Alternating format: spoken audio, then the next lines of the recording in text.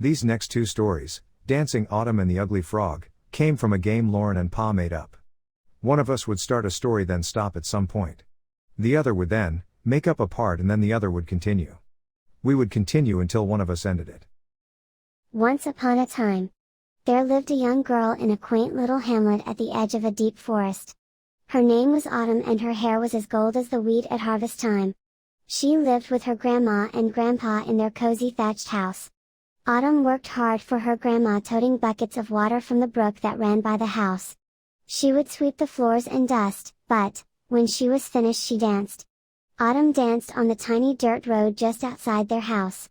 She danced so much that the dirt was ground to a fine powder like the flour Grandma used to make bread. She danced in view of a beautiful castle up the steep hill just past her home.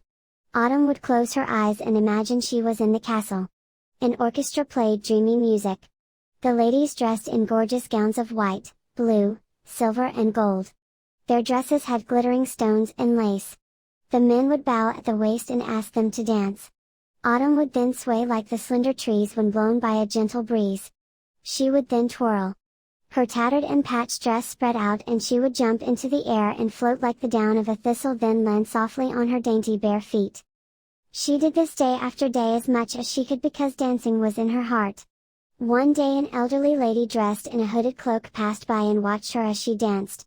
Autumn didn't notice her at first. She was embarrassed when she saw the lady watching her and stopped dancing. "Please don't stop," she said. "Do you dance at the castle often?" Autumn thanked her for the compliment but told her she was just pretending.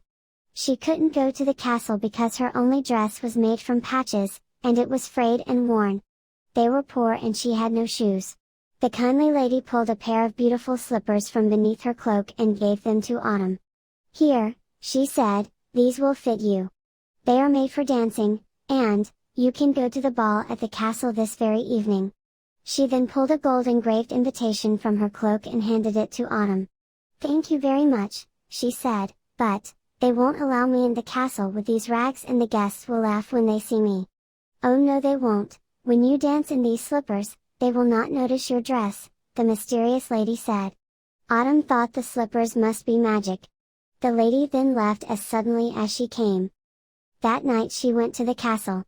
As she approached the castle gate the guards were distracted, and she quietly slipped past them. She walked to the great wooden doors of the ballroom and handed the attendant her invitation. He smiled and allowed her to enter. Autumn walked carefully and closely to the walls trying not to be seen. She found a little nook where she could be unnoticed but still watch. She looked in awe at the grand chandeliers hanging from the ceiling. There were so many candles it lit the room. The walls and ceiling sparkled as if they were encrusted by jewels.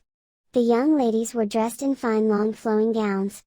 They were as she had imagined, white, silver and gold. They were laced and had beads that sparkled in the light. The men bowed at the waist and asked their partners to dance. The musicians began to play and music filled the room. It was lovely music just as she had often dreamed. She closed her eyes and began to dance just as she had done on the dirt road in front of her house. Not realizing what she was doing, she moved from the nook and was dancing on the ballroom floor. She swayed and twirled. Her tattered and patched dress spread out as she spun around, and she jumped into the air and floated like the down of a thistle and landed softly on her dainty feet wearing those magical slippers. The guests began to cheer and clap. Autumn opened her eyes and was terrified for a moment. But the crowd cheered, "More, more! Dance some more!" It was just as the lady said. They didn't notice her patched tattered dress. She danced for them again and they still called for more. The guests became silent, and she stopped. The queen was descending the spiral staircase and was looking directly at Autumn. She was terrified now, thinking she was in trouble. The queen gently approached Autumn and said she was glad she came and thought the shoes she had given her looked wonderfully on her. Autumn was amazed. The elderly lady in the hooded cloak was the queen. "Thank you, Your Highness. It was just as you said. With these magical slippers no one noticed my patched dress." "Oh, child," said the queen. "These slippers aren't magical. Your gift of dance made their eyes blind to your poverty." The queen then gave her a silver and white gown for dancing at her birthday party. "Please dance some more for us." the queen asked. Autumn did exactly that, and she danced long into the evening. She spent the night in the castle, and the next day the queen asked her to come live with her. Her grandmother and grandfather were thrilled. The queen would often take Autumn on trips to dance for heads of state and royalty. She visited kingdoms in the highest mountains and beautiful valleys. Wherever she went, the audience would call for more, more. Please dance some more. And did Autumn dance? She would spin around and jump into the air and float like the down of a thistle and land softly on her dainty feet, wearing those beautiful slippers and gorgeous gown. With her eyes wide open. And she lived happily ever after. The end of a beautiful story.